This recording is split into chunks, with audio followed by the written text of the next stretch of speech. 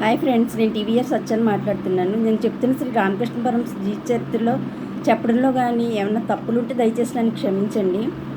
ఈరోజు నేను శ్రీ రామకృష్ణ పరమహంస జీవిత చరిత్రలో పార్ట్ 27లో అవసానం మహాసమాధిలో పార్ట్ 2 చెప్తున్నాను.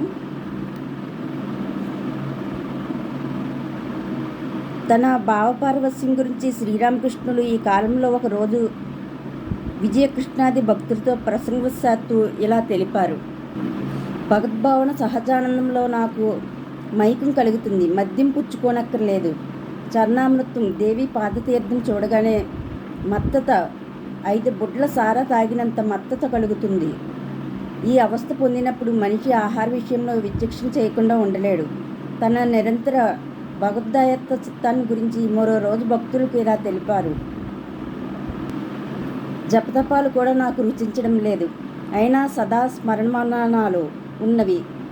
తన మనస్సు సహజంగా నిర్వికల్ప సమాధి నిమగ్నం కావడానికి ఉన్ముఖమై ఉంటుందని, ఫలానా పదార్థం తింటానో ఫలానా చోటుకు వెళ్తానో ఏవో ఇలాంటి చిన్న చిన్న కోరికలు కల్పించుకొని శిక్షణాదులకై ఎంతో ప్రయత్నం మీదట మనస్సును నిరోధించి ఉంచుతానని మరొకప్పుడు శిష్యులకు తెలిపారు. ఎవరైనా మనస్సును యావత్తు కూడగట్టుకుని నాపై నిలిపితే నిశ్చయంగా సర్వం సాధిస్తారు అని ఆయన ఒకసారి వచించడం తటస్థించింది. సమాధి స్థితిలో శరీరాన్ని త్యజించడం తనకు సాధ్యమేనని ఒకానొక సందర్భంలో ఆయన వెల్లడించారు. శ్రీరామకృష్ణుల వ్యక్తిత్వం అత్యంత అసాధారణం. కఠోర నిష్ఠాపరుడైన జ్ఞాని, ప్రేమపూర్ణుడైన భక్తుడు ఆయనే. శిష్య శిక్షణ మొదలైన వాటిలో చండశాసనుడే అయినప్పటికీ తోడ్తోడనే వారి యోగక్షేమాల గురించి పరితపించే దయానిధి. ప్రేమామృత పరిపోత మాతృహృదయుడు. స్త్రీ పురుష స్వభావములు, స్త్రీ పురుష మనోభావాలు ఆయనలో అద్భుత రీతిలో సమ్మిశ్రితమై ఉన్నవి. ఈ వైచిత్ర్యాన్ని చూసి గిరీష్ చంద్ర ఒకరోజు చనువుతో, మహాశయ, మీరు పురుషులా స్త్రీలా అని ప్రశ్నించాడు. అందుకు శ్రీరామకృష్ణులు చిరునవ్వుతో, అది నాకు తెలియదోయ్ అని జవాబిచ్చారు. నిజమే, స్వయంగా ఈశ్వరుడు అర్ధనారీశ్వరుడు కదా. సాధారణ మానసిక అవస్థలో శ్రీరామకృష్ణులు ప్రతి విషయం గురించి ఏదో జాగరూకులై ఉండేవారు. ఆయన నిద్ర చాలా తేలికగాను స్వల్పంగాను ఉండేది. లోకానికి ఇహపర శ్రేయోమార్గ ప్రదీపకమైన శ్రీరామకృష్ణ జీవజ్యోతి తిరోహితమయ్యే కాలం ఆసన్నమైంది. 1885వ సంవత్సరం వేసవి దుస్సాహం కాగా నిత్యం భక్తులు అర్పించే పాల మంచుగడ్డతో కూడిన పానీయాలను పుచ్చుకొని శ్రీరామకృష్ణులు కొంత ఉపశాంతి పొందసాగారు.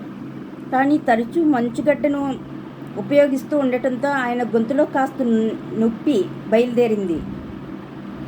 ఆ నొప్పి ఒక నెల రోజుల్లో అధికమై విశేషంగా మాట్లాడినప్పుడు సమాధి అనంతరము చాలా బాధ రాసాగింది.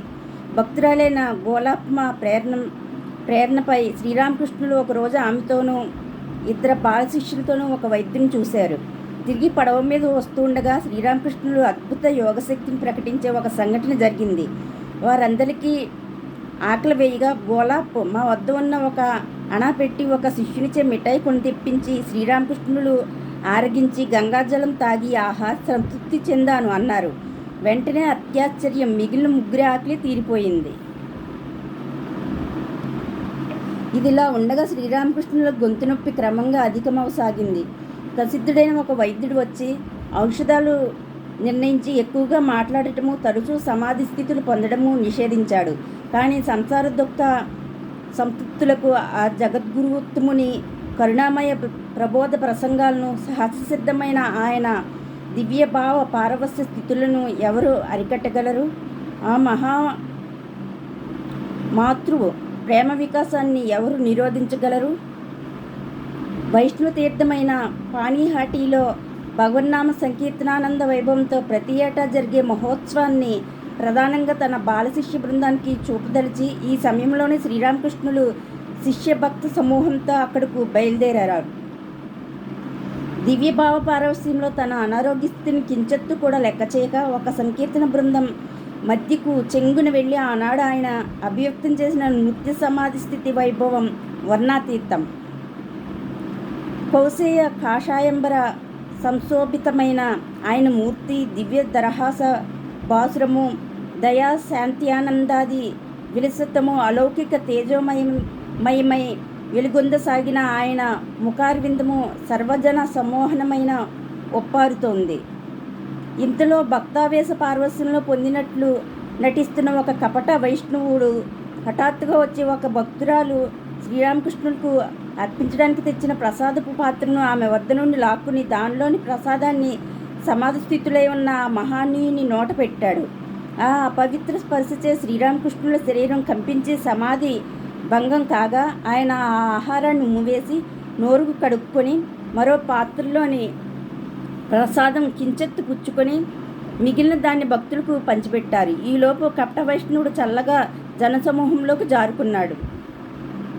దేవమందిరాలను దర్శించి అనుచరులతో శ్రీరామకృష్ణుడు దక్షిణేశ్వరానికి తిరిగి వచ్చారు. రాత్రి భోజన సమయంలో శారదాదేవిని ఉద్దేశిస్తూ ఉత్సవానికి ఆమె మనల్ని అనుగమింపక మంచి పని చేసింది. ఆమె నాతో ఉండటం జనం చూసి ఉంటే అదిగో హంసి వచ్చినారో అని చెప్పుకుని ఉండేవారు. ఆమె ఎంతో వివేకవతి అని కొనియాడారు. పిదప ఆయన లక్ష్మీనారాయణని 10,000 రూపాయల విరాళాన్ని ఆమె ఎలా నిరాకరించిందో ఎంతో ప్రీతిపూర్వకంగా ముచ్చటించారు. పానీహాటికి వెళ్ళిన నాటి నుండి ఆయన గొంతు నొప్పి మరింత అధిగమించింది. పౌర్ణమి అమావాస్యలో అది తీవ్రమయ్యేది. ఘన ఆహారం తినడం సాధ్యమయ్యింది. వ్యాధిని మతబోధకుల కంఠవ్రణంగా వైద్యులు నిర్ణయించారు. కానీ శ్రీరామకృష్ణులను దర్శింపవచ్చే వారి సంఖ్య నానాటికి పెరగసాగింది. సంసార్థులైన వారితో ఆ దయామయుడు ప్రశంసించకుండా ఉండగలరా? ఒకరోజు ఆయన తన అనారోగ్య స్థితిని ఎంచి, దేవికి ఇంత గుంపును ఎందుకు తెప్పిస్తున్నావమ్మా? స్నానపానాదులకైనా నాకు వ్యవధి లేకున్నది. అహర్నిశలు నువ్వు ఈ ఓటి మధ్యలను వాయిస్తూ ఉంటే ఇది ఎన్నాళ్ళు ఉంటుంది అని మొరపెట్టుకున్నారు. వ్యాధి రావడానికి మున్పే ఒకప్పుడు ఆయన కొత్తగా తన వద్దకు వచ్చేవారిని మొదట కొంత దారిలో పెట్టే శక్తిని గిరీష్, కేదార్, మహేంద్ర, రామచంద్ర, విజయకృష్ణులకు అనుగ్రహించమని దేవుని ప్రార్థించి ఉన్నారు. దక్షిణేశ్వరం విడిచి కలకత్తాలో నివసిస్తూ చికిత్స పొందే నిమిత్తం భక్తుల కోరికను అంగీకరించి శ్రీరామకృష్ణులు అక్కడికి వెళ్ళారు. కలకత్తాలోని సుప్రసిద్ధ ఆయుర్వేద వైద్యులు పరీక్షించి వ్యాధిరోహిణి అని నిర్ధారించారు. శ్రీరామకృష్ణులు తాత్కాలికంగా బలరాం బోస్ ఇంట్లో బస చేశారు. పరమహంస వచ్చారనే వార్త నలుదిక్కుల దివ్య సౌరభంలో వ్యాపించగా జనం ఎడతెరిపి లేకుండా సందర్శనార్థం రాసాగారు. తాపత్రయ పరిపీడిత లోకం పట్ల తన దయారసం వెల్లివిరియగా శ్రీరామకృష్ణులు వైద్యుల నిషేధాలను గాని, శిష్య భక్త బృందపు మొరలను గాని, తన అస్వస్థతను గాని పట్టించుకోక మహోత్సాహంతో మాట్లాడుతూ జిజ్ఞాసుల సంశయాలను నివృత్తి చేయసాగారు. దక్షిణేశ్వరానికి రాజాలని జన సమూహాలకు తన సందేహం అందజేయడానికై అస్వస్థత అనే మిష కల్పించుకుని ఆయన కలకత్తా వచ్చారా అనిపించింది. ఏ కొద్ది గంటల విరామ సమయమో తప్ప నిరంతరం దివ్య ప్రసంగాలే. మల్లె పొదల ఆకు గుబుర్ల నడుమ వెలుగొందే పువ్వుల తత్ప్రసంగాల మధ్య ఆయన పొందే దివ్య భావసమాధి స్థితులు శ్రోతలను అద్భుత రీతిలో ఆకర్షింపసాగాయి. బలరాం బోస్ ఇంట్లో ఆయన బస చేసినది 1 వారం రోజులే అయినా అసంఖ్యాక జనానికి ఆధ్యాత్మిక ప్రబోధం వనరించారు. 1885వ సంవత్సరం సెప్టెంబర్ మాసారంభంలో శ్రీరామకృష్ణుల బసను శ్యాంపుకూర్ అనే పేటలో ఒక చిన్న మేడలోకి మార్చారు. సుప్రసిద్ధ హోమియోపతి వైద్యుడైన మహేంద్రలాల్ సర్కార్ ఎంతో ఆదరాభిమానాలతో ఉచితంగా చికిత్స చేయనారంభించారు. నిద్ర స్నానాదులకు ఎంత అసౌకర్యం ఉన్నప్పటికీ శారదాదేవి ఈ నూతన నివాసానికి వచ్చి ఎన్ని ఇబ్బందులకైనా ఓర్చి పద్యపానీయాలు యథాయోగ్యంగా సిద్ధం చేస్తూ అఖండ శ్రద్ధాభక్తులతో ప్రాణేశ్వరుని సేవించసాగింది. రాత్రిపూట సేవలు అందించడానికి నరేంద్రుడు ముందంజ వేసి శ్యాంపుకూర్లోని రాత్రుళ్ళు బస చేయనారంభించాడు. ఇది చూసి ఖాళీ చేసి ప్రభుత్వ యువకులు తమ సంరక్షకులు అధిక్షేపాలను ఆటంకాలను లక్ష్యింపక గురు సంసేవనంలో నరేంద్రుని అనుసరించారు.